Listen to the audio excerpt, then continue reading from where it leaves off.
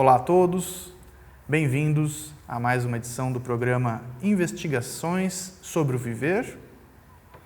E hoje eu trago o tema A Vida Espiritual na Coletividade. Então vamos refletir juntos um pouco sobre como funciona esta relação do eu com o outro. Quando nós iniciamos uma jornada espiritual, ao menos para mim foi dessa maneira, é muito fácil, esse caminho, ele inicialmente parece muito fácil quando ele é uma ideia na nossa cabeça.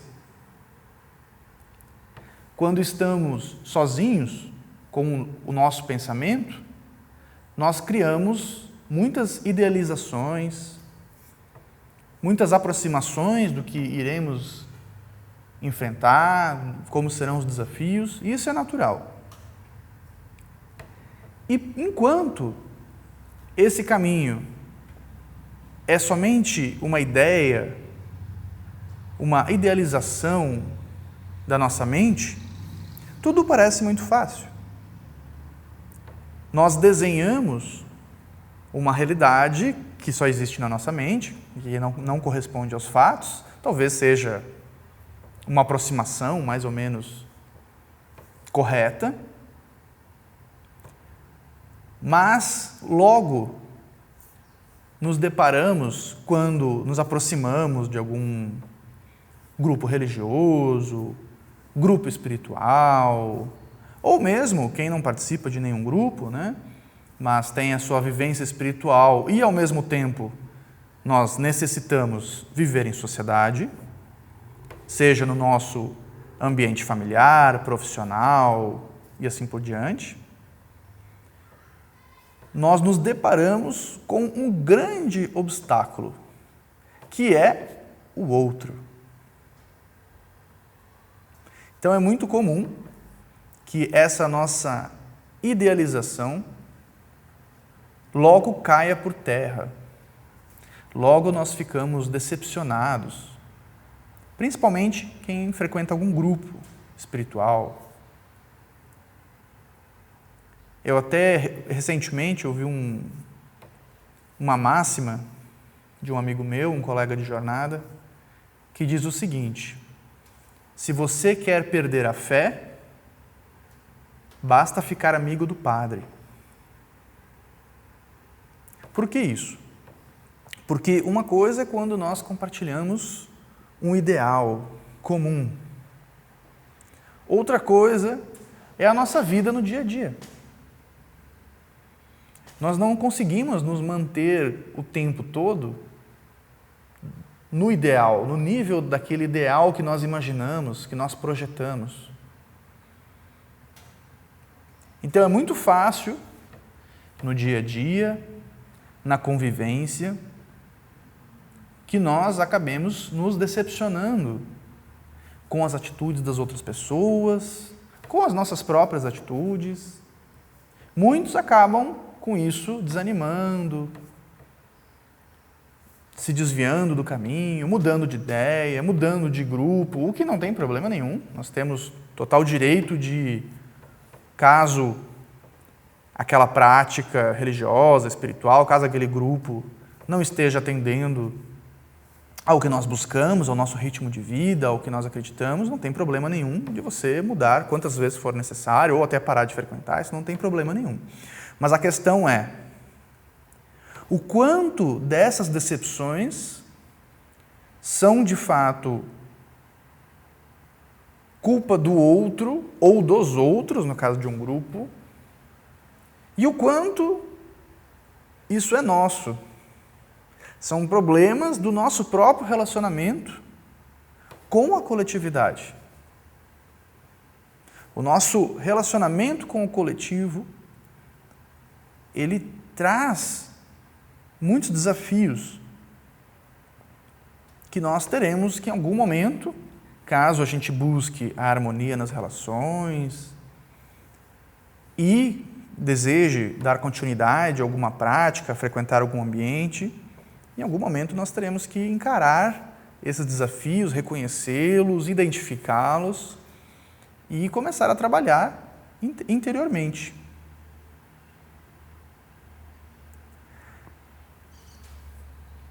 Certa vez eu ouvi de um outro colega de jornada, estudo, eu comentei com essa pessoa, fiquei desiludido com determinada situação. E a resposta que eu recebi foi: que ótimo!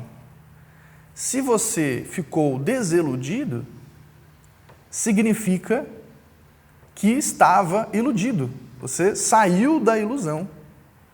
E não é isso que nós buscamos, em um sentido filosófico? Sair da ilusão, encontrar a verdade?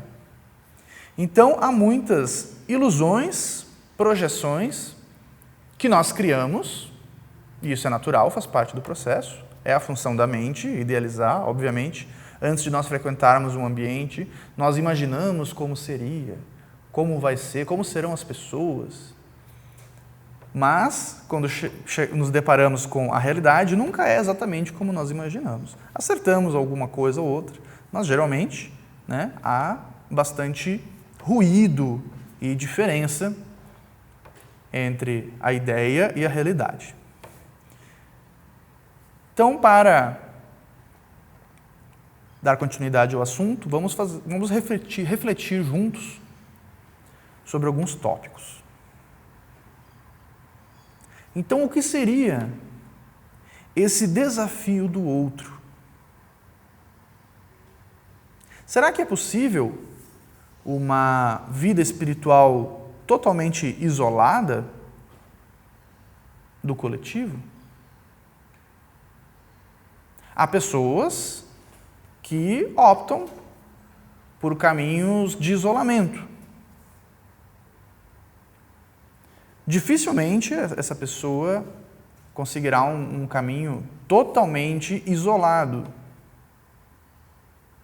Mas há, na Índia, por exemplo, para citar um exemplo que eu conheço, algumas pessoas que entram na floresta, de fato, sozinhos, para tentar sobreviver dessa maneira por um tempo, uma jornada de autodescobrimento. Muitos não conseguem, acabam vindo a falecer nesse processo ou desistem. Então, existem algumas práticas religiosas, espirituais, que levam ao isolamento. Mas, de modo geral, isso é para pouquíssimas pessoas. Nem teriam florestas disponíveis para toda a população resolvesse fazer isso. A maioria vai acabar tendo algum tipo de convívio na sociedade ou no grupo. E mesmo essas pessoas que se isolam, uma reflexão que eu trago, elas se isolam momentaneamente. Mas elas passaram boa parte da vida delas em sociedade e provavelmente voltarão a viver no coletivo em algum momento. E mais do que isso, as técnicas que ela utilizará de sobrevivência, de localização onde ela está, o conhecimento que ela vai utilizar para se alimentar, para encontrar ou produzir algum tipo de abrigo, tudo isso ela aprendeu com outras pessoas. Ou seja, é o legado da humanidade, mesmo que ela esteja fisicamente isolada, mentalmente ela estará em contato ainda com a humanidade. Emocionalmente ela ainda estará em contato com a humanidade, porque provavelmente ela sentirá saudade,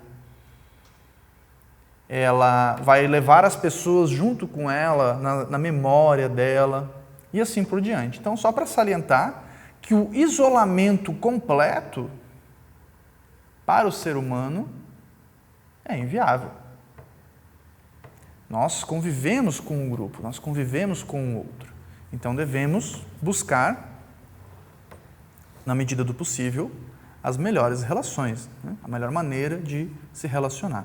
Há outras práticas espirituais que levam a um isolamento parcial. Por exemplo, um monge, ele vai se isolar de boa parte da sociedade. Mas provavelmente ele vai ter o convívio com os outros monges, dentro da comunidade na qual ele está inserido. Então vai continuar o desafio do outro, em um formato diferente. Vai ser bem diferente quando nós convivemos com todos os tipos de pessoas, com todos os tipos de intenção e propósitos, e quando a gente se isola com um grupo que está reunido com o mesmo propósito. Esse é o que o budismo chama de sangha. Depois eu vou falar mais sobre esse assunto. Mas, apesar de serem situações diferentes, que trarão desafios diferentes, eu continuo esbarrando no outro. Eu continuo com as minhas ideias, as minhas projeções, entrando em contato e conflito com o comportamento do outro, necessitando desenvolver no meu comportamento, no meu temperamento, várias qualidades para o bem viver, como a empatia, a paciência. Certamente, recentemente eu vi na internet uma afirmação que dizia o seguinte: o que falta no mundo não é o diálogo, mas saber ouvir o outro. Mas eu vi essa afirmação e eu achei ela problemática, porque eu já acho problemático quando nós interpretamos diálogo sem a habilidade de escuta. Nós estamos interpretando que diálogo é um monólogo, que é uma pessoa falando ou duas pessoas falando o tempo todo, enquanto a origem do conceito grego é justamente de troca. Então, o quanto nós conseguimos trocar, realizar essas trocas com qualidade? Será que nós estamos interessados em ouvir ou somente em produzir monólogos? Então, o ser humano, uma reflexão sobre a nossa natureza, ele é um animal que vive nesse mundo coletivo, que vive no coletivo, que só sobrevive no coletivo.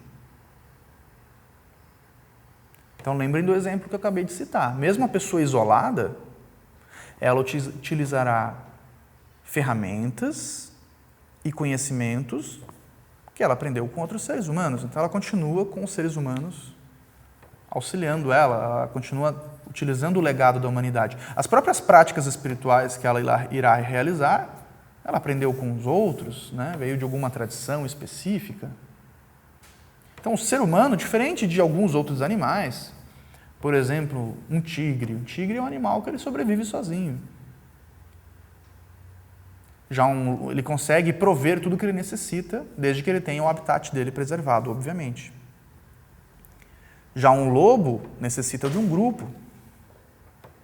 Então, nós temos vários tipos de animais no mundo. E nós somos do tipo que só sobrevivemos no coletivo. Se você abandonar uma criança, ou mesmo um jovem, ou mesmo um adulto, sozinho, sem habilidades e conhecimentos de sobrevivência, provavelmente venha ao óbito em pouco tempo, né? Dependendo do ambiente que essa pessoa estiver, se for mais ou menos hostil, ela não vai sobreviver muito tempo, porque nós necessitamos disso.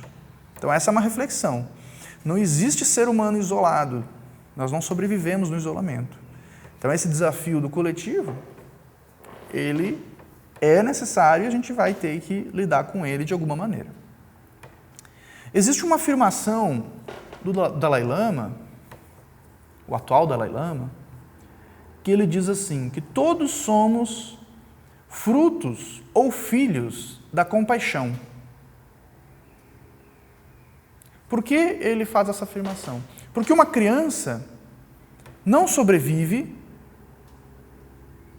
se outras pessoas não ampararem ela. Então vamos imaginar uma criança, um recém-nascido. Ele necessita da doação de energia, de tempo, de atenção de outros seres humanos. Inicialmente os pais. Mas, ao longo do seu desenvolvimento, outras pessoas farão diversos tipos de doação para o bem o bom desenvolvimento desse ser humano, desse cidadão dessa sociedade. Isso inicia, obviamente, no seio familiar, mas depois se estende à comunidade ao seu redor, vizinhos, e depois professores, e assim por diante. Então vejam que um ser humano abandonado desde tenra infância, ele não vai ter as ferramentas, não vai ter os meios para sobreviver. Ou seja, é uma natureza, uma característica do ser humano a colaboração, que é fruto da compaixão. Porque é uma colaboração sem interesse. Na nossa cultura ocidental é comum que a gente tenha um foco na competitividade, como se isso fosse uma característica essencial da sociedade humana, da sobrevivência humana. Porém, a colaboração é muito mais essencial. Dizem alguns, eu já vi alguns antropólogos comentando que os primeiros sinais de civilização, se nós pensarmos em evidências arqueológicas, não são necessariamente o desenvolvimento de ferramentas ou de construções, mas um ser humano com fraturas ósseas cicatrizadas. Por quê? Porque isso nos indica que, pensem numa época sem cidades, as pessoas vivendo em ambientes muito mais hostis, como a floresta, ali à mercê de diversos perigos, e desafios e predadores. Uma pessoa com uma fratura óssea no fêmur, por exemplo, não poderia caminhar, não poderia correr, não poderia procurar a própria caça, não poderia prover alimento para si mesmo e para os seus. Então, como que essa pessoa conseguiria se recuperar de uma fratura tão grave? Graças à colaboração dos que estão ao redor dele. Então, a colaboração, ela é uma característica essencial da sociedade humana, desde eras ancestrais, imemoriáveis. Primeiro sinal de civilidade, quando a gente começou a se ajudar.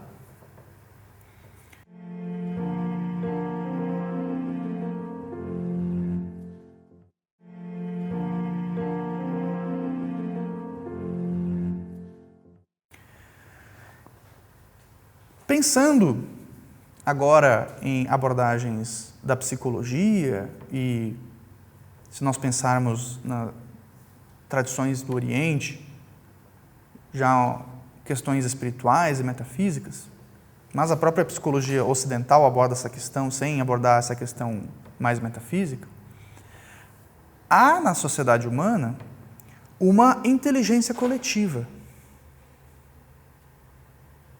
E muitas vezes isso é muito mal interpretado por grupos espirituais ou buscadores espirituais. Eu já ouvi, por exemplo, quando a gente fala em inconsciente coletivo, que é um princípio da psicologia ocidental, principalmente psicologia analítica, do Jung, traz muito essa questão, eu já ouvi pessoas me dizendo assim: como eu faço para sair do inconsciente coletivo? Como se esse fosse o nosso objetivo, como se o inconsciente coletivo, primeiro, por ser inconsciente, eu deveria tomar consciência. Então, eu tenho que sair do inconsciente e, por ser coletivo, como se eu estivesse sendo manipulado por essa inteligência coletiva. Isso é uma interpretação totalmente incorreta do conceito. O que o princípio de inconsciente coletivo nos diz é que há um arcabouço de ideias, de comportamentos, no qual todos estamos inseridos. Há uma inteligência do grupo, a inteligência da matilha, digamos. Isso é fácil É nem tão fácil, né? Mas é possível observar no reino animal. Você tem grupos e eles se comportam de determinada maneira. Você consegue perceber uma inteligência do grupo, que muitas vezes não se sabe exatamente quais os mecanismos que fazem essa inteligência funcionar, mas ela está ali. Ela é possível de ser observada. E no ser humano não é diferente. Então veja, isso não significa que nós estamos sendo manipulados pelo grupo ou esse inconsciente tem que se tornar consciente. É um mecanismo do grupo no qual estamos inseridos. Uma evidência de que nós fazemos parte de algo maior. Nós estamos inseridos em algo maior. Uma observação empírica que eu já realizei é sobre o comportamento dentro da nossa sociedade, nossa grande sociedade, né, dentro do macro, do grupo macro, que envolve nações, continentes. Nós temos os pequenos grupos nos quais a gente convive, dos quais a gente faz parte. Geralmente mais de um. Nós temos nossa família, nós temos nosso ambiente de trabalho, nós temos quem utiliza, né, esses espaços, nossos grupos espirituais. É como se fossem, na minha interpretação, pequenas tribos que a gente faz parte. Hoje a gente transita em mais de uma. Nos primórdios da humanidade, nós fazíamos parte de uma tribo. Então, esse coletivo de pequenos grupos, às vezes maiores, às vezes menores, né? Tem famílias que são maiores, tem famílias que são menores, tem grupos espirituais que são mais numerosos, outros que são menores, né? Tem menos participantes, mais restrito. Mas nós participamos de algum, querendo ou não, nós estamos inseridos dentro de algum contexto. Geralmente mais de um. Na antiguidade, participávamos de um. Uma observação que eu realizei, analisando a história das religiões, que, por exemplo, na antiguidade, 10 mil anos atrás, e além disso, todas as religiões eram tribais. Eram o que, academicamente, se chama de religiões anímicas. Popularmente, o pessoal chama de xamanismo, embora esse termo talvez não seja o mais correto. No Brasil se usa os termos pagelanças, né? Então tradição do pajé, lá fora a tradição do xamã. Porém, como é que isso funcionava, né? Então eram religiões tribais. Importante dizer que esses termos são genéricos, porque essas religiões anímicas ou xamânicas, elas existiam em todos os lugares do planeta. Ou seja,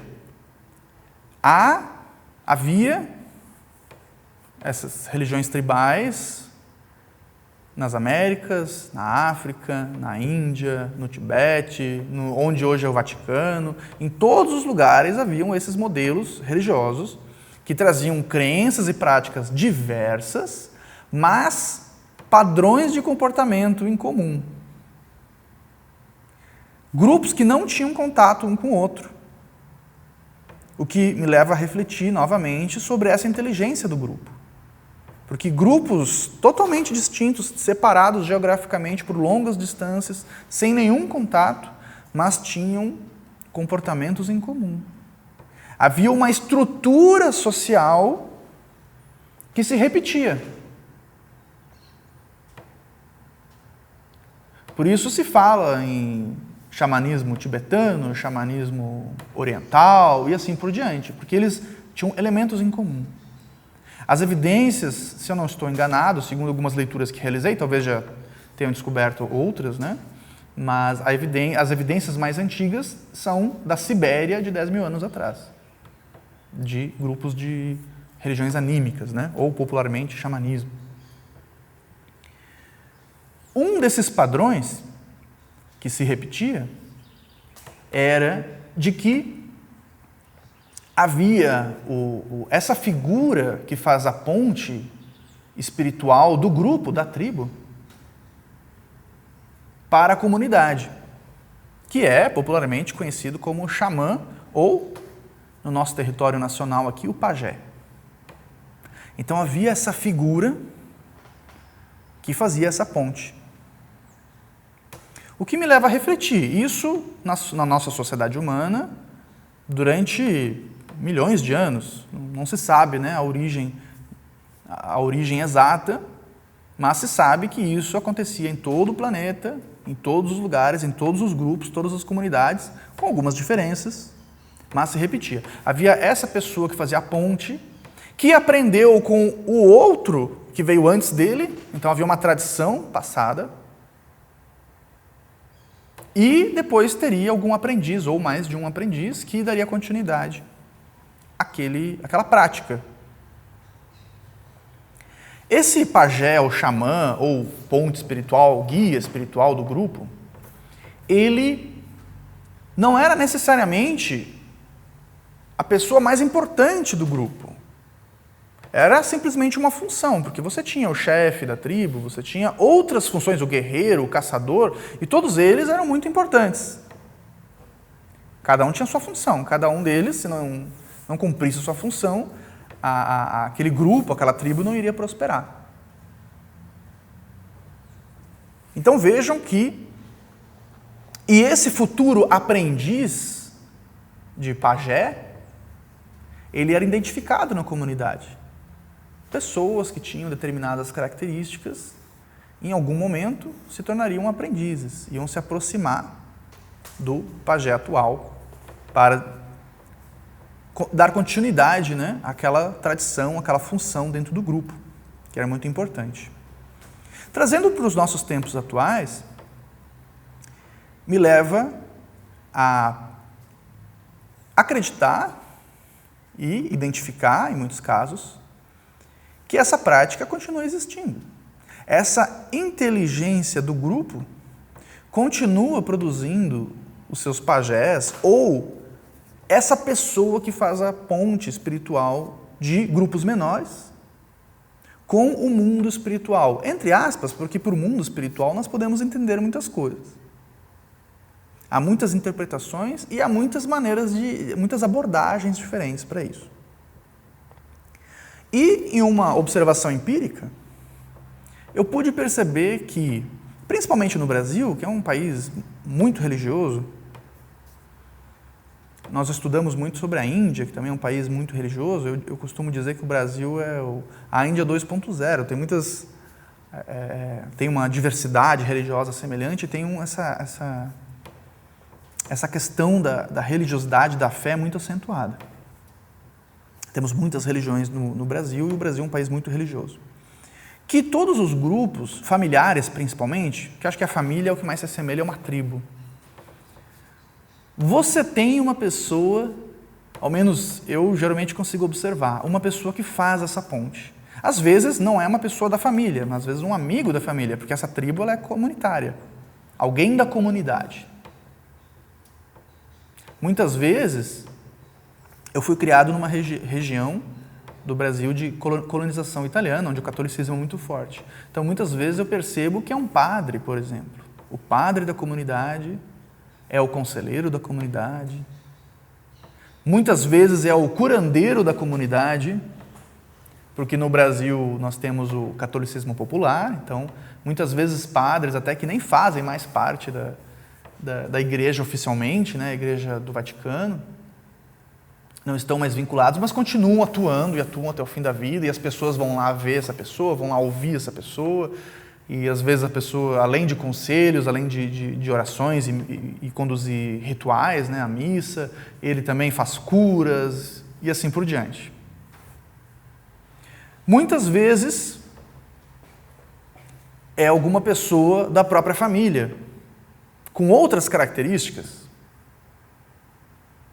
Uma pessoa meio mística, ou que muitas vezes até está envolta em torno de alguns fenômenos. Às vezes era uma criança meio estranha e acaba buscando em algum grupo, né, alguma instrução espiritual e assim por diante. Eu consegui observar, para resumir a história, eu consegui observar na minha família, por exemplo, minha família paterna, principalmente, que tem alguma descendência indígena, talvez seja por isso, ali foi mais evidente de observar, que havia nitidamente, durante muito tempo, esse guia espiritual da tribo familiar, que era um tio meu que já veio a falecer e que ele fazia essa função de maneira bem evidente. Era uma pessoa envolta em fenômenos, realizava curas e outros rituais religiosos e etc. E eu notei que, em algum momento, foram se juntando ao redor dele alguns aprendizes, ou candidatos a aprendizes. E eu era uma dessas pessoas, dos sobrinhos, né? Então, sobrinhos, observando em retrospectiva, parecia nitidamente que eram os que talvez dessem continuidade a alguma coisa assim. E eu fui observando algumas coincidências. Esses aprendizes eram todos do mesmo signo, todos do mesmo decanato. Na minha interpretação, era como se a inteligência do grupo, da tribo, estivesse tentando fabricar o seu novo pajé. Porque muitas coincidências, todos em algum momento da vida se tornaram educadores, cada um em áreas diferentes, mas todos com as mesmas características, né? Todos foram coordenadores educacionais em algum momento. Então, observando de uma maneira simbólica, né? Parecia muito isso. Em algum momento, parece que dos candidatos, eu fui o que dei continuidade a esse caminho. Porém, de maneira muito diferente do meu falecido tio, por exemplo. Mais envolto em fenômenos, curas. Me parece que o meu caminho foi mais psicológico, mais filosófico, escritor, palestrante, assim por diante. O que me levou a refletir do porquê, né? Aconteceu tudo isso, mas por que diferente? Talvez por causa das necessidades. Talvez na época do meu tio fosse mais necessário alguém realizar curas fenomênicas. Hoje, com mais tecnologia, com o país com uma estrutura em saúde muito melhor do que 30 anos atrás, talvez as dores que os pajés da atualidade tenham mais necessidade de atuar sejam psicológicas. A era da depressão, a era de vários maus psicológicos, né, que a gente acaba encontrando na nossa sociedade. Ansiedade e assim por diante. Onde eu quero chegar com isso? Que essa inteligência do grupo, ela vai organizando a função de cada um nas tribos. E que possivelmente, se você que está assistindo seja a pessoa da sua tribo interessada nesse tipo de tema, é possível que você seja o pajé ou o candidato, um dos candidatos, né? Pode ser que acabe não dando continuidade, a futuro pajé de sua pequena tribo. Isso não significa que vai fazer rezas, orações e curas. Talvez sim. Mas talvez a maneira que faça isso seja diferente. Mas a questão é, a pessoa que faz, há nos grupos, às vezes mais de uma pessoa, claro, até porque os grupos interagem entre si, pessoas com características específicas que serão a ponte espiritual daquele grupo. Isso é natural. Isso existe desde eras imemoriais, que a gente não sabe precisar. Dizem que 2008 foi o ano onde a maior parte da humanidade deixou de estar nas áreas rurais para viver nas áreas urbanas. Então, a partir de 2008, nós passamos a viver em ambientes mais aglomerados de seres humanos, a maior parte da humanidade. Então, vejam que a gente vive em grandes tribos, mas essa inteligência coletiva continua atuando e continua se reorganizando. Essas são reflexões para a gente realizar observações, né? E também para a gente se localizar dentro dessa realidade da sociedade que a gente vive. Será que nós somos a pessoa responsável por fazer essa ponte, seja para um grupo pequeno de pessoas ou não? Há essa inteligência coletiva que vai se reorganizando conforme a necessidade e conforme a nossa disponibilidade. Talvez nós não queiramos seguir esse caminho, então provavelmente outras pessoas irão surgir. Um conceito que eu já citei, então agora eu vou falar um pouquinho mais a respeito, é a sanga. No budismo, há o conceito das 3 joias que devem ser cultivadas e na qual nós devemos buscar refúgio, segundo os ensinamentos do Buda Shakyamuni, Siddhartha Gautama, o príncipe Siddhartha Gautama. O primeiro seria Buda, a mente iluminada. O segundo seria o Dharma, o ensinamento, o caminho da libertação. E o terceiro seria a Sangha. O que seria essa Sangha? Seria justamente um grupo de pessoas reunidas com o mesmo propósito, no sentido de caminho espiritual. Ou seja, a família espiritual. Nessa família espiritual, como eu disse lá no início, a gente começa idealizando, quando começa a frequentar um grupo, quem já frequentou um ou mais grupos, eu já frequentei mais de um, atualmente faço parte de um, no futuro não sabemos, né? Se estarei nesse, estarei em outro, estarei em nenhum. Durante boa parte da minha vida também o caminho foi solitário, né? Tem isso também, o caminho solitário, obviamente convivendo com outros grupos, não necessariamente espirituais. Mas a Sangha, ela produz alguns resultados, alguns efeitos interessantes da gente refletir junto. Quando você começa a frequentar um grupo, esse grupo tem o seu próprio progresso, seu próprio ritmo, suas próprias práticas, que esse grupo pode ser uma religião ou não. Embora muitos grupos que não se declaram religiosos, são religiosos, acabam com o tempo, isso academicamente falando, né? Com o tempo acabam adquirindo características de religião,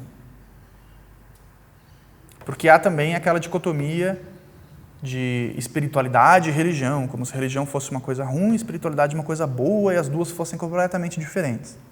Particularmente, acho uma grande falácia. Chamam de espiritualidade uma religiosidade mais eclética, que você faz o seu próprio caminho. Mas muitas vezes a gente sai de um padrão para entrar em outro. Então, culturalmente a gente sai de um padrão e entra em outro. Então, às vezes, acha que está se libertando de condicionamentos, mas só está criando alguns condicionamentos novos, e novas crenças e novos dogmas. Às vezes, um caminho que parece muito eclético e variado, muitas vezes, se analisado de maneira mais a fundo, a gente vai perceber que não é. Tem padrões bem definidos, só está mais enfeitado, do que a religião padrão organizada. Então, esse caminho espiritual, ele pode sim ser via uma religião tradicional, não tem problema nenhum nisso, elas estão aí desde sempre, existe motivo, razões, para elas existirem. E claro que tem seus problemas, e claro que há grupos, essa questão do grupo, Então, há grupos que a balança está em desequilíbrio entre problemas e benefícios, aí caberá a cada um de nós analisar, colocar as duas coisas na balança e perceber se os problemas são problemas inerentes ao convívio humano, ou se são problemas mais graves, Aí a gente toma as atitudes necessárias conforme o que a gente identificar.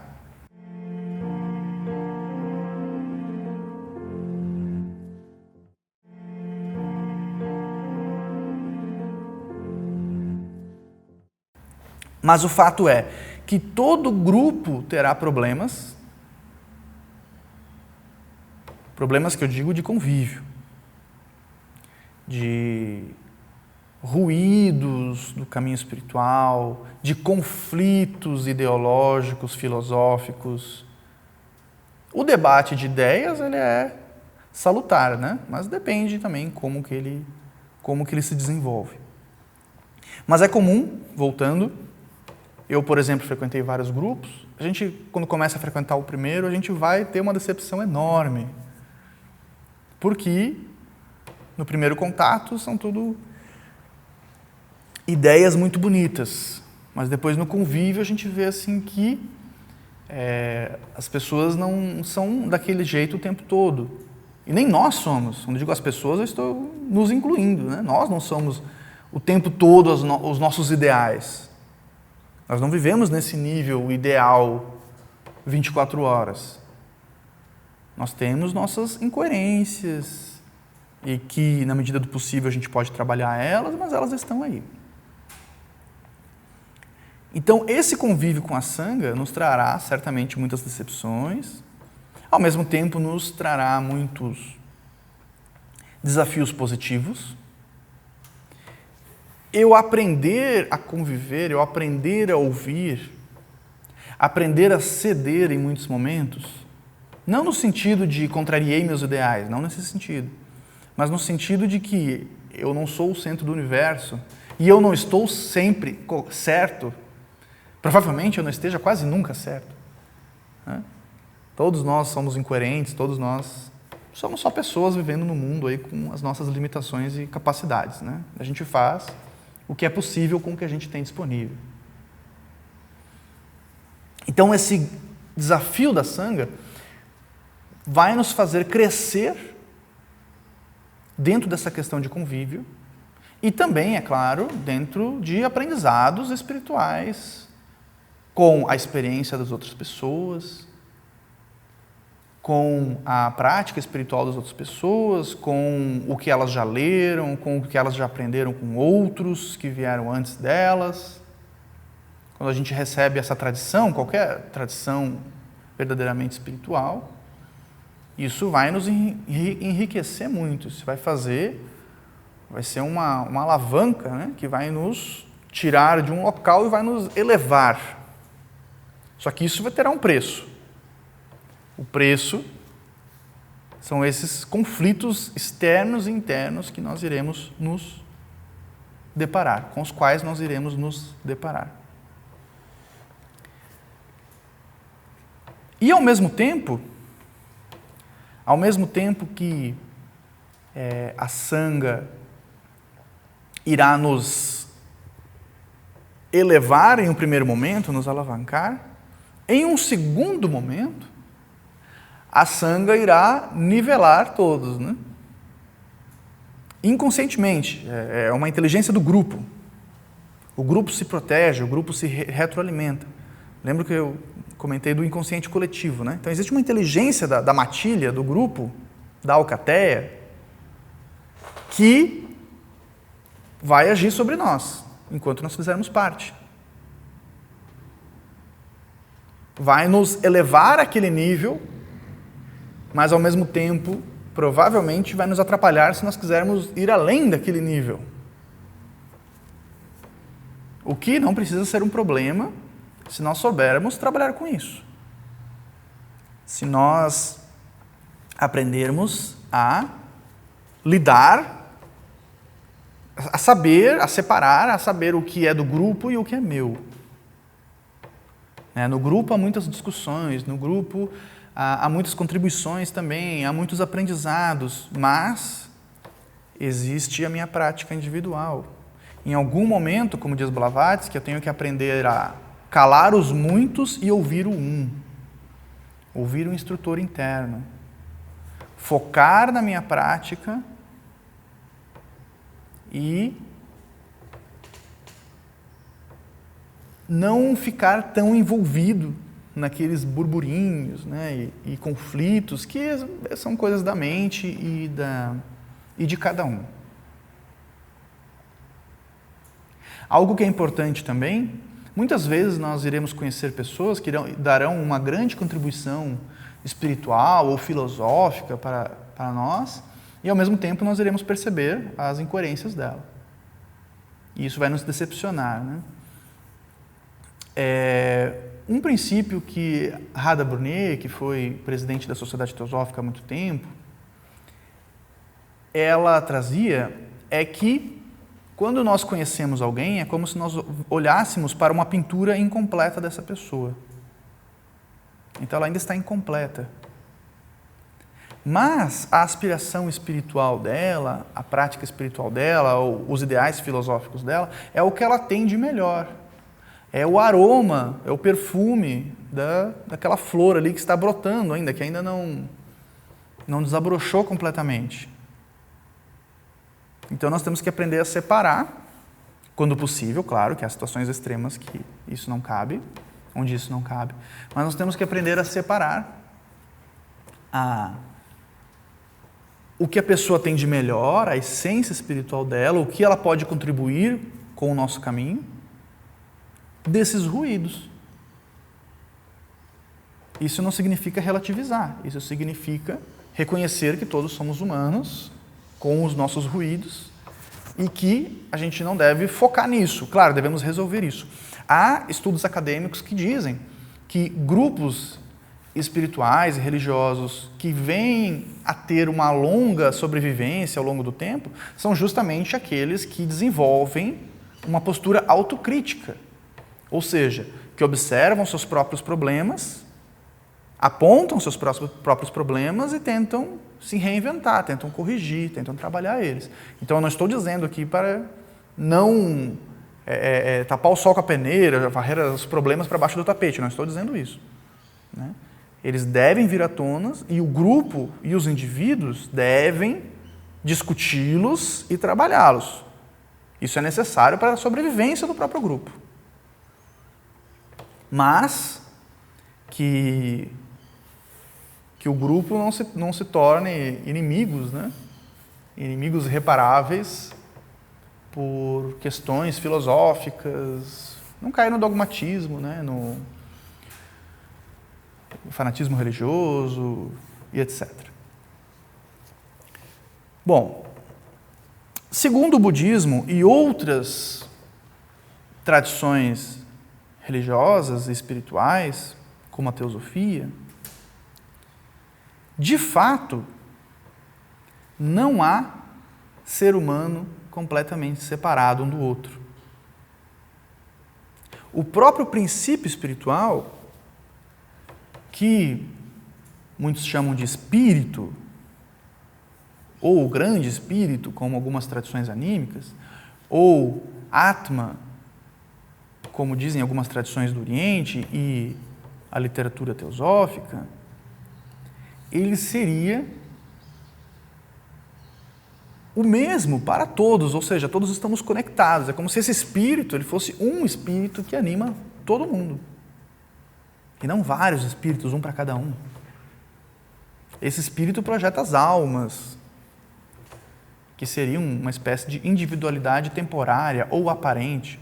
Para o budismo, a nossa manifestação, ela é totalmente transitória.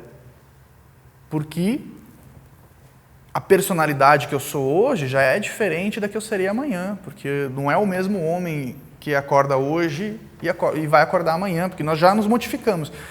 Não há nada permanente por nenhum instante, né? Estamos sempre nos modificando. Então ele diz que essa nossa personalidade ela não existe, ela é aparente. Essa individualidade ela não é real. Ela é real somente temporariamente, né? Transitoriamente. Então, nesse princípio espiritual eterno, que seria a nossa essência, essa fonte, essa chispa divina, seria a mesma para todos. Isso pode ser interpretado de diversas maneiras, e de fato o é, e nas diversas tradições religiosas e espirituais e filosóficas. Mas, pensando nesse conceito, uma chave de interpretação que eu recebi certa vez de um outro colega de jornada é que, se nós queremos identificar o que de fato é espiritual em nós sempre está relacionado ao coletivo. Ou seja, o que os teosofistas chamam de intuição, que seria essa inteligência espiritual, de fato, verdadeira, e não confundir com emoções e pensamentos e outras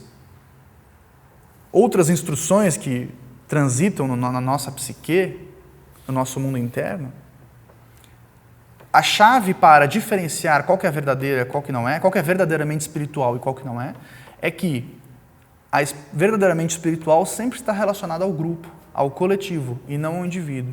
Tudo que está relacionado ao indivíduo, ao eu, ao meu, eu quero, eu preciso, egoísmo, seria fruto da personalidade, do nosso eu inferior, como dizem. Enquanto tudo que estiver relacionado ao coletivo, ao altruísmo, à fraternidade, à irmandade, à doação, bem ao próximo, ao todo, seria de fato espiritual. Isso não significa que não tenhamos que cuidar de nós mesmos, né? Precisamos, porque também seria uma quebra, segundo alguns praticantes do budismo, seria uma quebra do voto de não violência, de ahimsa, se nós não cuidarmos de nós mesmos, do nosso corpo e assim por diante. Eu preciso estar bem para poder fazer alguma coisa no mundo, né? Então eu tenho que cuidar da minha saúde física, mental, emocional, espiritual, para poder agir no mundo da melhor maneira possível. Para finalizar, eu trago uma reflexão. Muitos indagam sobre a verdadeira face de Deus. Qual seria a verdadeira face de Deus, né? Muitos esperam por isso a revelação, ver Deus. Segundo o que eu já estudei, já refleti, me parece que essa face não existe, né? Porque essa coisa que é comum, esse grande espírito, que pode ser interpretado de diversas maneiras, não seria exatamente um ser, seria, como diz Blavatsky, mais um não ser, né? Seria todos nós, é um coletivo. Então, talvez não seja possível ver a face de Deus. Mas é possível ver a face do outro. E se de fato somos todos um só ser, se o outro também sou eu e todos fazemos parte desse coletivo, não há diferença entre a face de Deus e a face do outro.